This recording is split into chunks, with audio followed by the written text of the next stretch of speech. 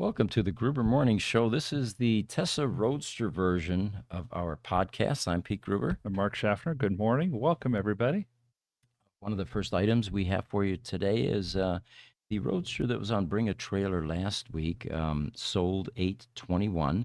It was a 26,000-mile 2010 Sterling Silver Roadster. And it looks like the car is going to go to Colorado now. It's VIN 931. And we are noticing that as these cars are selling, there are, of course, new owners that are popping up. And with a renewed sense of optimism and excitement about owning one of these cars, which is very rewarding. It certainly is. There is, we were talking just pre-podcast about there's another one on sale on Bring a Trailer today. Right. And it's got a day or so to go. It's silver like the one before. And I loved the comment, and I won't say who did it because we tend to offend people when we call them out. Right. But okay, I have a 2011 red Tesla Roadster. This person says, but two kids, one 17 and the other 16. So looking for another one, but this other bidder keeps outbidding me. LOL. I'll have to tell my kids it's a fight for my red Roadster. Whichever kid wins gets the car. And then the other kid will have to go to uncle, other bidder, if they want this one. Oh, right. To Uncle yep. He says, seriously, though, and this is a good point, this car, which is currently sitting there at $27,000, and granted, it's got 1 day to go, and that smart money doesn't bid during the auction. They wait till the end, and that used to be far more popular when you could do bid sniping. Wait until the very last few seconds and hope that the other guy didn't have enough time to, which is no longer the case, by the way. Most of these auctions now, including Bring a Trailer, give you a 2-minute grace period after the last bid. Yes. So he says it should be over $100,000 for the final number. And it's a great car. It is an R80 pack.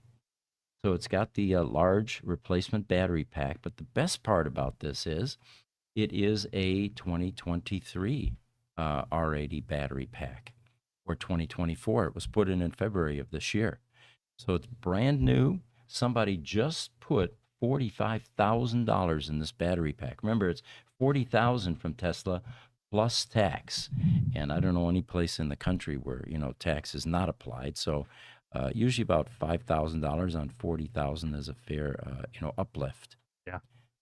So this car should sell for at least $100,000 plus, because if you subtract $45,000 from $100,000, this becomes a $55,000 car, which is kind of absurd for a functioning Roadster. Oh, that would be way too low for a functioning Roadster. So good luck to the seller on this one.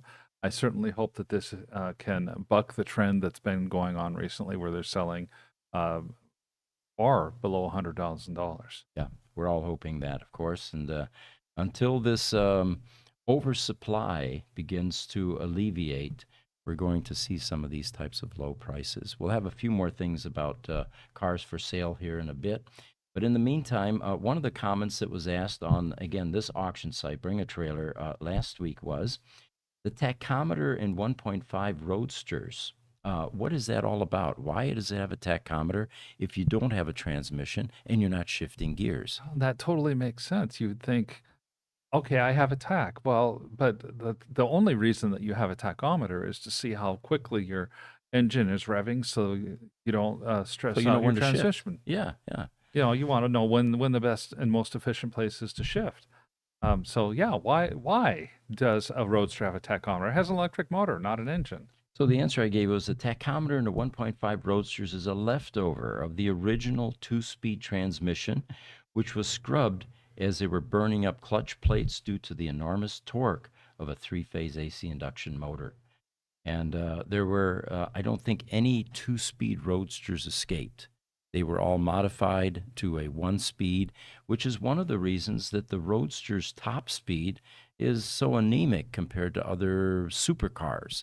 Top speed is 14,000 RPMs on the motor, which is about 130 miles per hour. Wouldn't that just be interesting, though, if they'd have managed to have some clutch system that was robust enough to allow it to have a two-speed motor? I mean, then 130 would have been nothing. It'd be 205 miles an hour or higher for a top speed. It would be much different than 130, yes. So VINs 500 and up, or the 2.0 series of Roadsters, this tachometer that's on the right side of the console, you've got your speedometer and you've got your tachometer on the right on the 1.5s. It was replaced with a KW meter displaying regen and energy uses. It normally, the needle sits in the middle, and as you give it a 100% throttle call, it will peg to the right, and the maximum range is 200 kW. And a good, healthy Roadster will actually give you a little bit more than 200 kW. And as we've seen, one of the telltale signs of a Roadster having problems is if it can't reach at least 190 kW to 200 kW. When they start getting down to where they reach 170 or 160, then you know you've got a battery problem. Yeah, and some are, and let's qualify that. Battery problems in Roadsters are only related to the first generation R80 packs at this point. That's true. The legacy packs, even from 2008, the majority are still running strong and able to peg down to 200 kW. Now, that's not going to go on forever. We've been saying that for some time. The original projection, and I actually have that here, and this was from 2007. Let me read you this, if I can find it here. Frequently asked question, 2007, about Tesla Roadster. What is the life expectancy of a Tesla Roadster battery pack? They say the Tesla Roadster battery pack is designed for longevity, typically expected to last beyond 7 years or around 100,000 miles with minimal degradation. And we have seen batteries that have gone 16 years and counting, as well as batteries that have gone up above 100,000 miles and still have minimal degradation. Yeah, are still going strong. And it's a surprise to everyone. I've said this, hundreds of times, talking to J.B. Strobel about this, one of the original design engineers on the ESS pack for the Roadster, CTO for over a decade at Tesla, said, the design life was 10 years, and we're all pleasantly surprised that they're still going strong. It was a well-designed cell, and it is living up to exceeding expectations now. Yeah. I was thinking not long ago about the rovers that were on Mars. They had a design life of 90 days, and the engineers came out, 2 or 3 years later while the rovers are still running and said, hey, we were really hoping that we could get 6 months. And that was about it. This isn't, it's unusual, but not terribly unique that these batteries are well exceeding their design lives. Like you just said, they're well designed and well put together pieces, and we don't know. They may go for several more years still yet. Yeah, time will tell. So another item that we have here, and Jesse, if you could bring up a picture, it's called overheating video. We're coming to the tail end of summer, granted, but I'm always reminded that the Tesla Roadsters do have an issue with heat, especially the 1.5s. I'm driving one right now, for example. Whenever I get it home, test driving, and I do nightly charges to make sure that there is a new baseline after some battery work, the trunk lid is always raised. What you want to do is make sure that you're not containing that heat in your trunk where the power electronics module is and your battery. That goes a long way. So I thought what we could do is show you the video on our YouTube channel that gives you a lot of great tips how to prevent your Roadster from overheating and go over some of the items. Crack your garage door a bit to prevent heat buildup. You'd be amazed. We've got a Model S and a Roadster in our garage. It's not air conditioned, and it gets pretty toasty in there if both of them are charging. Oh, yeah. So we cracked that garage door about 6 inches or so to get rid of some of that heat during the night. Keep an eye on your coolant level in the Roadster. Stay within 2 graduations of that little overflow bottle that's on the right side of your ESS pack. And make sure that you use only the green propylene glycol, not the blue. That will interact with what's already in your system, and it will create basically jello, and then it has to be flushed. If you can flush it. Yes, do your charging during the middle of the night. That's another good tip, especially with your later model Teslas. You can actually program when you're doing charges, Right. and try to alternate them. So your Roadster goes first or second or whatever, but don't charge both at once. Yeah, not only does that help you in terms of heat load, the power company is going to have a load charge, Mm-hmm. and charging two vehicles at once will increase that load charge. May cost you an extra $70 or $80 on your power bill just because that load is too high. Peak demand rates, exactly. Yeah. And the worst time is when you get home at 5 o'clock until about 10 o'clock or so. Yeah, about 9 o'clock or so. Yeah. Everybody's cooking, taking showers, using hot water, all of that. And of course, the AC units are running, or heaters, depending on where you live. Stay on top of your annual preventive maintenance for your Roadsters. You have in the power electronic modules a plenum, and you've got fans down below sucking up dirt.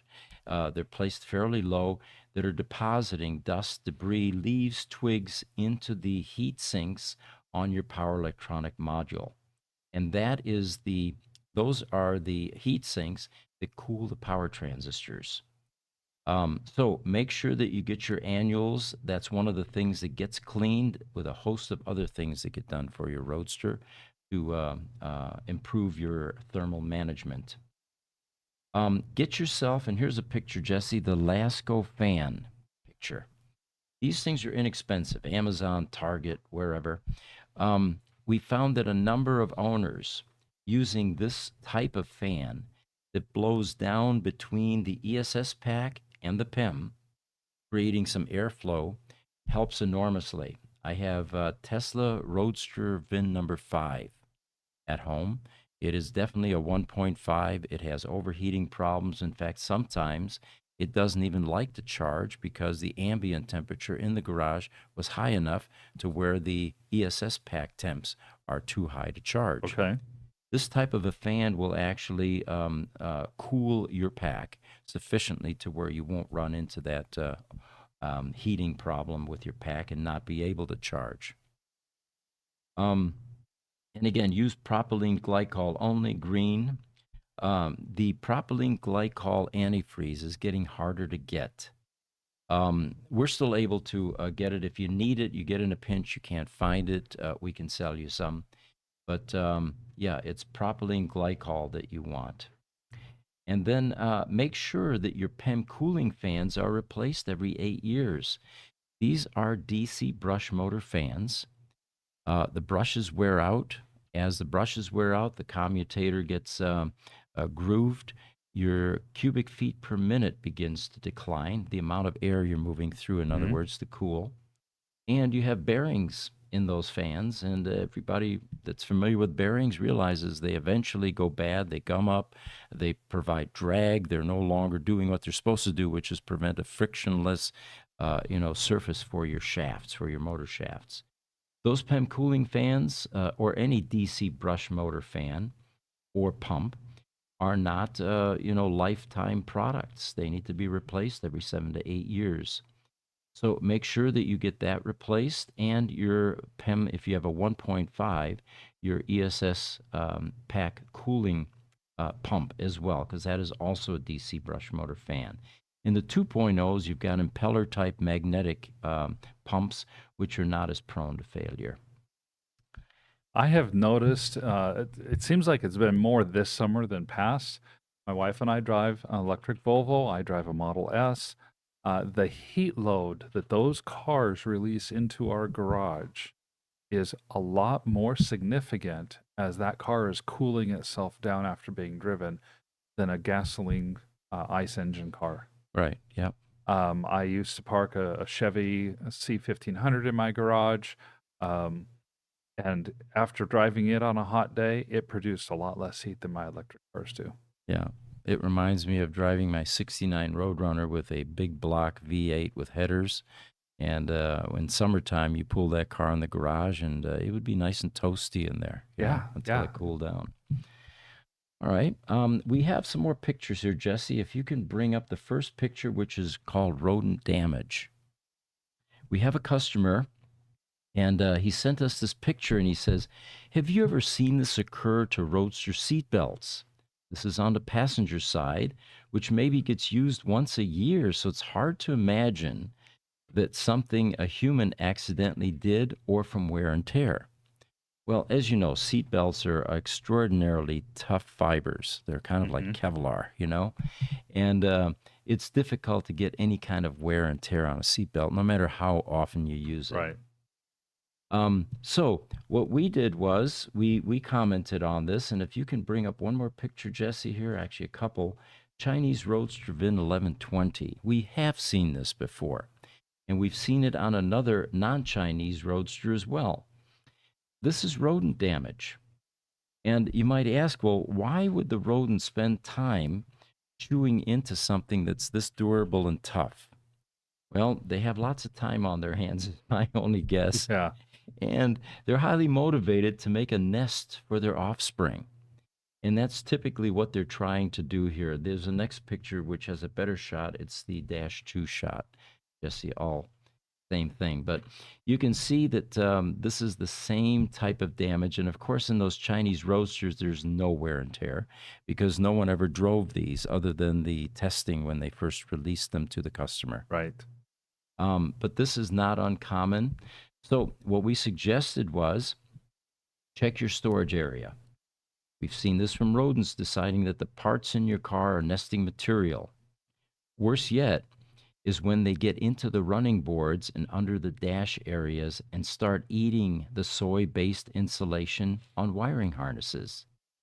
They don't stop with the soy-based insulation. They oftentimes chew through the copper for Right. whatever reason. Now you've got a signal that's no longer getting somewhere. The car will not drive. It won't start. Eric Robertson just had this happen, actually, and he couldn't start his car. He thought that his ignition switch went bad. Now, there's an interesting term for that key lock, right? Ignition Yeah. switch in a Yeah. Tesla I Roadster, know. but it's like the gas pedal. You have to now say accelerator pedal in an EV. All right, so Tesla may have the replacement belt. It turns out that we have one as well that we're offering to this customer, but we recommended getting some rodent repellents. And the image there that we can bring up is the wheel shinier. And I don't know why I called it that, Jesse. Apologies. This is some product that we have been putting into Roadsters with some success. This is an Amazon product, and you can see it's not going to break the bank. These are ultrasonic rodent repellers that emanate a frequency that just annoys any type of rodents. It's fluctuating ultrasonic waves and strobe lights to deter pesky animals entering your automobile. I didn't realize this, but apparently rodents don't like strobe lights either. I did not know that until I was reading through this. They say once installed, it will last a lifetime. The reason for that is probably good engineering, I'm hoping.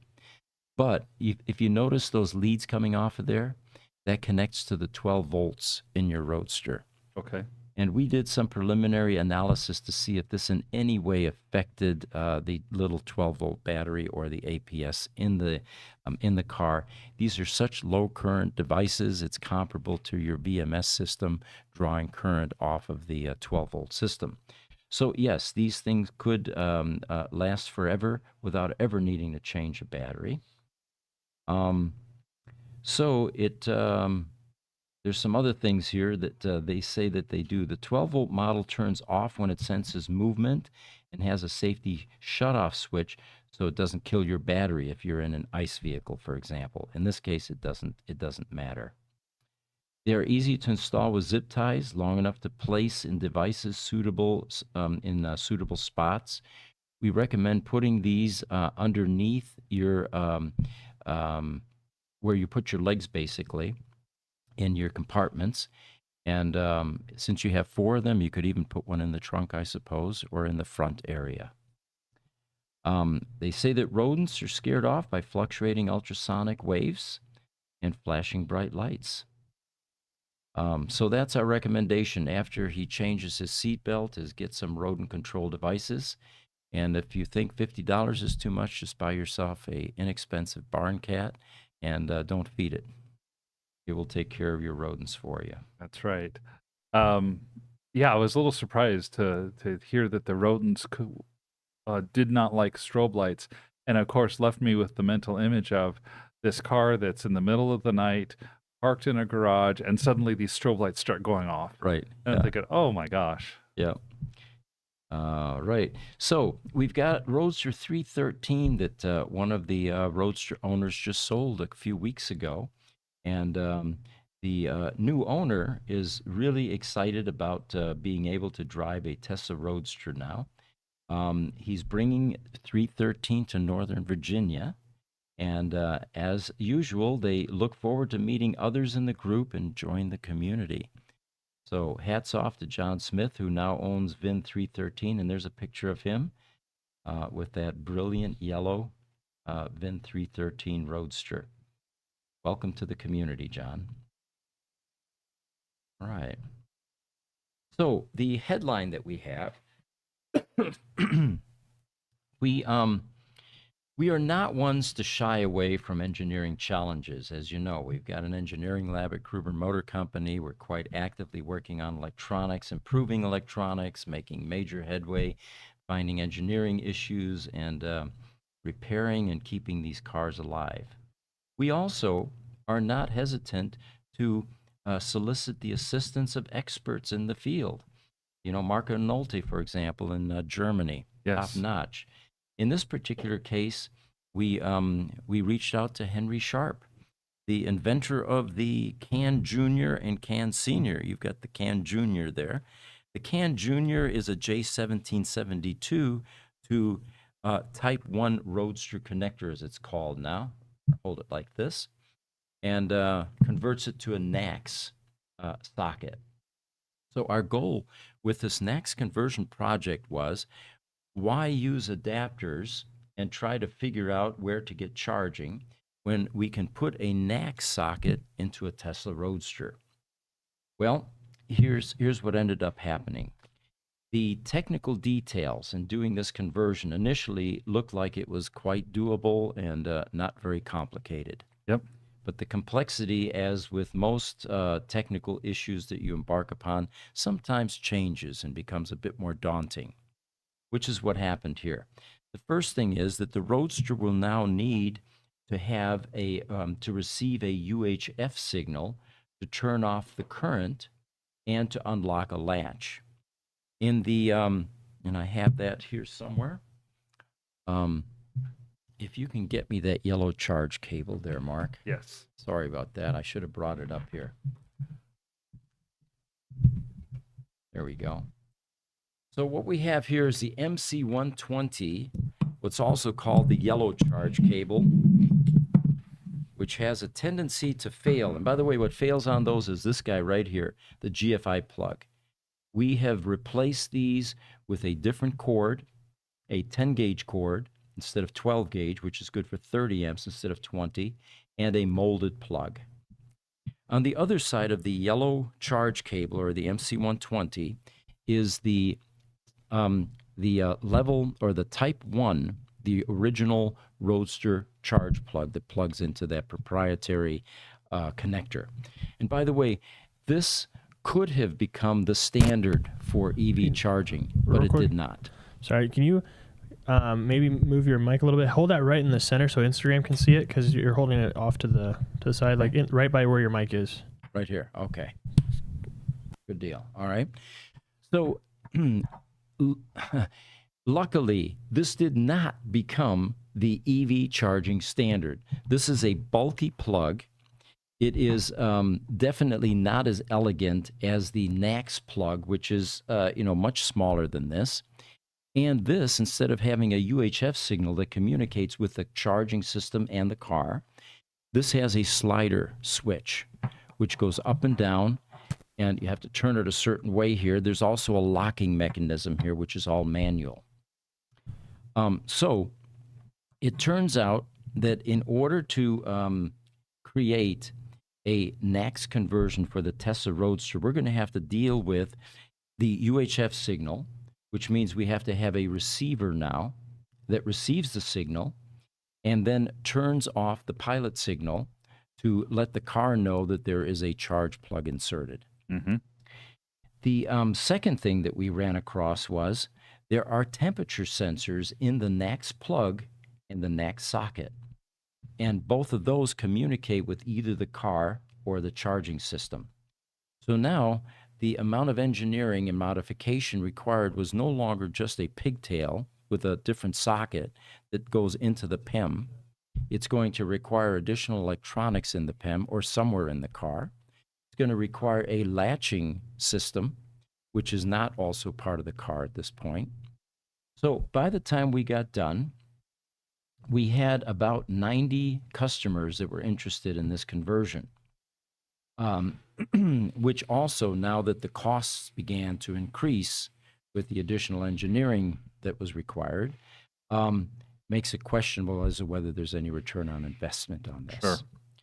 So the email that we sent to Amphenol that was working on this project with us, after careful analysis, discussions, and a thorough investigation, we've decided to discontinue this project.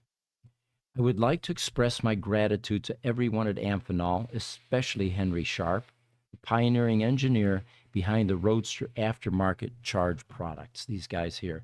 And in order for Henry to create stuff like this, he had to do an enormous amount of engineering in order to do what we were embarking on, was figure out how are they doing it now, what do we need to do to modify it, and he has splendid examples, mechanical versions of these adapters that are the end result of that kind of analysis. Pete, real quick, can you show those connectors on the other side of your mic? Because that's where Instagram can see. Like the other side. Yep, there you go. There we go. A little bit of production advice here. Thank you, Jesse. That way we can get everybody picking it out. Then you've got the junior as well. Try to get it right here. So to continue with the email that I sent to them was, the decision to halt this initiative was influenced by recent events, notably a lawsuit from Tesla aimed at stopping EVject from selling their product. EVject has an escape connector. It's a new product, very popular, at least initially, a charging adapter that enables EV drivers to disconnect while still plugged in by splitting in two to safeguard the charging port and the cable. The cable basically drops to the ground. And this was designed to allow someone that was in a sketchy neighborhood, some of these superchargers are, or it's the middle of night, or someone shows up that's unsavory, for them to be able to drive away without needing to get out of the car and unplug their cable. Correct. All right, so then it will then override the vehicle safety features, allowing the driver to engage gears prematurely. For those of you interested in this EVject product, there you go. We've got the website up here. Thank you, guys. So I continue here. Despite initial support from Tesla EU for our product concept, which now included adding latching capabilities, a new requirement, and heat sensors to communicate with the charging system, and Roadster electronics, the potential legal implications observed with EVject and the associated risks have led us to reconsider.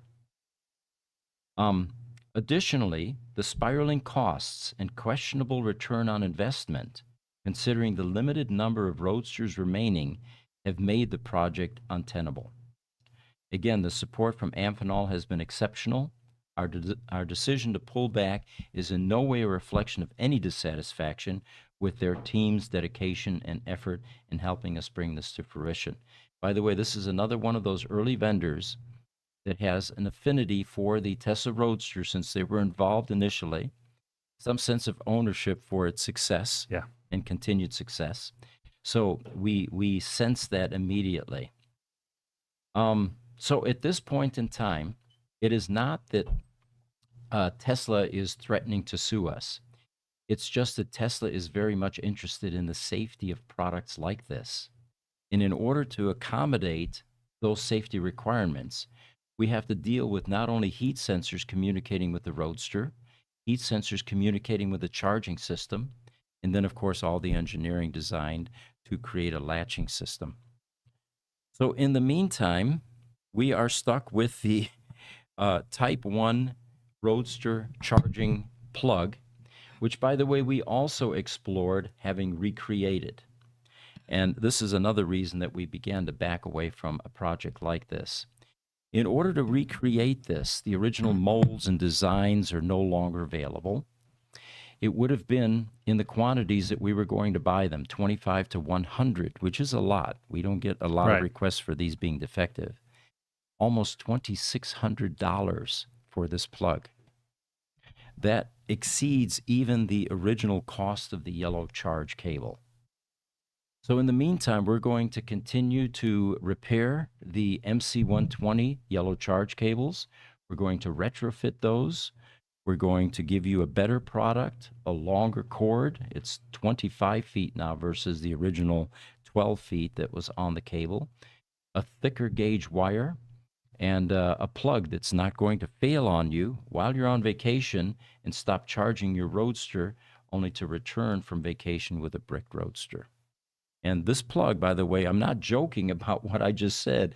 This plug has been responsible for more brick Roadsters than any other Roadster occurrence or event. Yeah. All right. We have another picture that we could throw up here, and this is the Twilight Blue-2 image. Actually, let's do Twilight Blue-1. This is Roadster number. If I can get the VIN here. While you're looking that up, we've got a couple questions that I wanted to get to. Sure. On TikTok, David Sowers, thank you. He says, this is fascinating.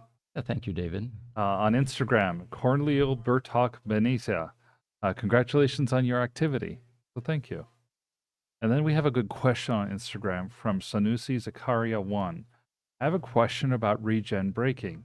What's the difference between standard and high regeneration? Well, standard, the term standard regarding Tesla Roadster type charging speaks to the maximum state of charge you're going to reach, which is 85 to 85, about 80 to 85%. You don't want to do a full range charge very often because these packs now are oftentimes 16 years old. And we feel that stressing them with a maximum charge may not be in the best interest of the lifespan of that battery. Now, how it relates to regen, I'm not familiar with the term standard versus high regen charge, because on a Tesla Roadster, the regen is not adjustable. Right. On some versions of the Tesla Model S, 3, X, and Y, you do have a standard versus high regen rate that you can set on the cars. Incidentally, that has gone away with some of the more current versions of Tesla's software. Mm-hmm. So the sexy models, as we like to call them, are no longer offer that feature, but a lot of cars don't have the most up-to-date software. Owners choose to not update it, or they turn off the automatic updates. And you can set either a standard or a more aggressive recharge, regenerative braking. The whole idea being that you can get closer to one pedal driving if you have the more aggressive regenerative braking. Thank you. So the picture that we had up here was Twilight Blue-1. This has been 771, and it developed a charging problem. Went to a Tesla service center, and they were quoted $58,000 for the repair. And based on that amount, it would include a $45,000 battery replacement and a PEM repair, or in their case, replacement. Sure. So the car is currently here, and I'm going to show you in picture Twilight Blue-3 what's currently going on with the car. We have the battery back functioning, except for one brick. And once I bring up that chart, you'll see what that's referring to. Number 3. What we have here is a copy of the Puppy Suite software, which is software that actually reads CAN signals in a Tesla Roadster and then interprets them. And what we're looking at here is 11 sheets. And those are the vertical lines starting on the left there. You see the thin faded line? You should be able to count 11 sheets. And if you go into the 4th sheets, there is a blue bar there. Those bars are the voltage levels of 99 bricks. And you can see that it's closer to 4 volts at this point. When this pack came in, it was at 92 volts string voltage, and I don't have the chart here, but you would see the blue lines were pretty ragged. They were like a field of grass at different heights. Now we have a military crew cut, which is exactly what you're looking for, except for that one brick and a second one in a bit that is actually at 0 or below, which is not uncommon if you have what's called a hard bricked brick. So that sheet is going to have to come out. We're going to have to replace that sheet, because by the time a brick gets below 0 volts, even after a level 1 recovery, where all of the other bricks now have trickled up to a charge, it indicates that this is not going to be recoverable. We'll do our best to attempt that, but more than likely this will be a sheet replacement. The whole reason for pointing this out to everyone here is when a Roadster reaches a low state of charge, and time is not on your hands at this point, and it's not getting resolved anytime quickly. In other words, you're going to have some transport somewhere. You're going to have some deliberation. Are we going to buy the $45,000 battery pack? It is absolutely vital and critical that the service plug gets pulled on the ESS battery pack, because the pack at a low state of charge is still good. It's still functional. Right. Even if it's bricked, it's still good. It can be recovered. However, if that service plug is left in the battery pack, even for weeks after that, it can reach a state like this where you end up with cells that go below 2 volts, and now you have a destructive chemical process that takes place inside the cells. Well, and when you say weeks, you could be talking as little as 2 weeks. Yeah. So this Roadster will be back on the road without a $45,000 battery pack replacement, but we may have avoided a sheet replacement if this had been done. So again, my advice to everyone is if your Roadster is getting near bricked, it's starting to beep, in other words, let's get log files, let's prep it for shipment, let's put it into tow mode, and pull that service plug. That will preserve your battery, allow recovery, and save you $45,000. Now, with this particular Roadster, after the battery pack repair, which is going to be a lot less than $45,000, there will need to be a PEM repair. And rather than just repair the problem in the PEM, its inability to charge, which was the original problem, we then recommend a rebuild. Let's take care of deferred maintenance. You have contactors there that have aged beyond their useful life. You have electrolytic capacitors there, 21 of them, that have aged beyond their 8-year lifespan. You have engineering problems like the IGBT transistor insulating material, which dries up and eventually shorts to ground. And then some other items such as resistors that were undersized, a connector that was undersized, a pin regression that needs to be dealt with. So a rebuild at that point in time makes much more sense than just simply repairing the problem and sending the car back to an owner. All right. Sanusi has a follow-up question, I think mainly for you, Pete. When he talking about the regenerative braking, he says, but how does the power electronics control this option? Is it by controlling the difference between the RMF and rotation speed of the rotor, or controlling the flow of energy? High energy flows through the battery, the higher the resistance of the coil, so the more braking effect and regeneration. Very technical, Sanusi. I appreciate that.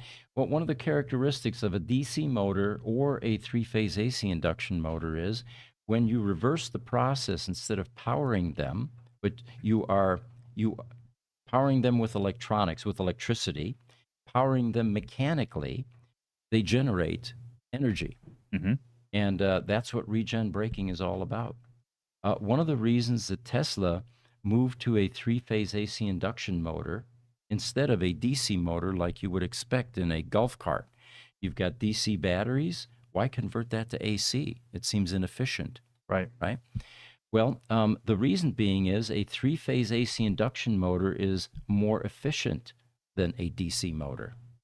And even despite the conversion necessary to go from DC to three-phase AC, it's still more efficient. And you get maximum horsepower at 0 RPM. And you don't have brushes. I wasn't going to get into the motor portion, but you don't have brushes that wear out. You have a stator and you have a rotor without the brushes. So regen is definitely one of the reasons that they went to a three-phase AC induction motor. And of course, the overall reason for regen is you are able to recharge your battery, scavenge that energy that you would normally use by applying brakes, and charge your battery instead. And your brakes now last infinitely longer in the car once you learn how to do one-pedal driving. Once you learn. I'm looking forward to going more into this topic in depth this next week. We will do well. that. Yep. Next week's theme is going to be, what is the three-phase AC induction motor in the Tesla Roadster all about? Well, we've exceeded our time here. We appreciate all of you joining us. These podcasts are posted on our YouTube channel, and we find that the majority of views and traffic occurs after the podcast. Mm-hmm. I'm Pete Gruber. Thanks for joining us. I'm Mark Schaffner. Thank you.